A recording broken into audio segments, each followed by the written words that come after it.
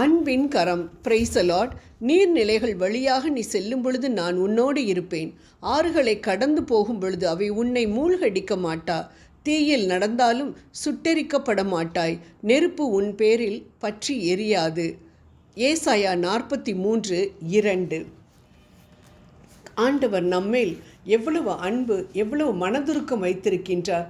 அவரைப் போல நம்மை நேசிக்கின்றவர்கள் ஒருவரும் இல்லை. அவரைப் போல அன்பு செலுத்தி விடுவித்து நம்மை பாதுகாக்கிறவர் ஒருவரும் இல்லை. பாபிலோனிய சிறையிருப்பிலே இஸ்ரவேலர் தாங்கொண்ணாத வேதனைகளை அனுபவித்தார்கள். அவர்களுடைய உள்ளம் நொறுங்கி போனது. ஐயோ, எங்களை விடுவிக்க யாருமே இல்லையா? ஆதரிப்பார் யாருமே இல்லையே. எங்கள் நாடாகிய இஸ்ரவேலிலே எதிரிகள் எல்லாம் கொள்ளையடிச்சிட்டு பசுமையானது எல்லாத்தையும் சுருட்டிட்டு போயிட்டாங்களே. எங்களுடைய வாலிப பிள்ளைகளையும் குழந்தைகளையும் கூட அனாதைகளாக்கி விட்டார்களே. நாங்கள் எங்கு போவோம் என்று பாபிலோன் ஆறுகள் அருகே உட்கார்ந்து சீயோனை நினைத்து அழுதார்கள். அவர்கள் பாவங்கள், அக்கிரமங்கள் நிமித்தம் ஆண்டவர் அவர்களை சிறையிருப்புக்கு ஒப்பு கொடுத்தாலும் கூட கண்ணீரோடு அவர்கள் ஆண்டவரை நோக்கி பார்த்த பொழுது ஆண்டவருடைய மனதுருக்கம் அவர்கள் மேல் வந்தது. அவர்களுக்கு புது நம்பிக்கை துளிர்க்க ஆரம்பித்தது. 70 ஆண்டு சிறையிருப்புக்கு பின்பாக ஆண்டவருடைய அன்பின் கரத்தை அவர்கள் உணர்ந்தார்கள். யாக்கோபே, உன்னை படைத்தவரும் இஸ்ரவேலை உன்னை உருவாக்கியவருமான ஆண்டவர் இப்போது இவ்வாறு கூறுகிறார். அஞ்சாதே, நான் உன்னை மீட்டு கொண்டேன். உன் பெயரை சொல்லி உன்னை அழைத்தேன். நீ எனக்கு உரியவன். ஏசாயா 43:1 நாம் வாசிக்கின்றோம். ஆண்டவர் நம்மை பெயர் சொல்லி அழைத்து ஆராய்ந்து அறிந்திருக்கிறார். சின்ன சாமுவேல் தாய் தகப்பனின்றி அனாதை போல ஆலயத்தில் வாழ்ந்த பொழுது சின்ன பாலகன் என்றுதானே அற்பமாக எண்ணிவிடாமல் சாமுவேலே சாமுவேலே என்று பெயர் சொல்லி அழைத்தவர் இன்று நம்மையும் பெயர் சொல்லி அழைக்கின்றார். தானியேலே, நீ எனக்கு பிரியமானவன் என்று பெயர் சொல்லி அழைத்தவர், இயேசுவை காண வேண்டும் என்று வாஞ்சியோடு காட்டத்தி மரத்தில் இருந்த சக்கேயுவை பெயர் சொல்லி அழைத்தவர் இன்று உங்களையும் என்னையும் புதிய பெயர் சொல்லி எனது அன்பான மகளே, எனது அன்பான மகனே என்று சொல்லி ஆண்டவர் அழைக்கின்றார். அந்த குரலை கேட்போம். அவரது குரலுக்கு செவிமடுத்து அவரின் பின்பாக செல்வோம். நிச்சயம் வெற்றியை மட்டும்தான் நாம் காண்போம். ஏனென்றால் அவர் பெயரை மாற்றக்கூடியவர். ஆபிரகாம் என்ற பெயரை மாற்றி ஆபிரகாம் என்று அழைத்தார். சாராய் என்ற பெயரை மாற்றி சாராள் என்றும், யாக்கோபின் பெயரை இஸ்ரவேல் என்றும் மாற்றினார்.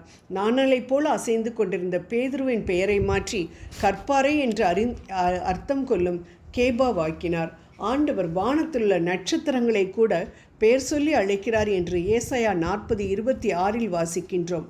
நம்மை சிருஷ்டித்து உருவாக்கி மீட்டு கொண்ட ஆண்டவர் நம்மை சாதாரணமானவர்களாக அல்ல, விசேஷமானவர்களாகவே காண்கிறார் என்று நாம் லூக்கா 12:6-7 வாசிக்கின்றோம்.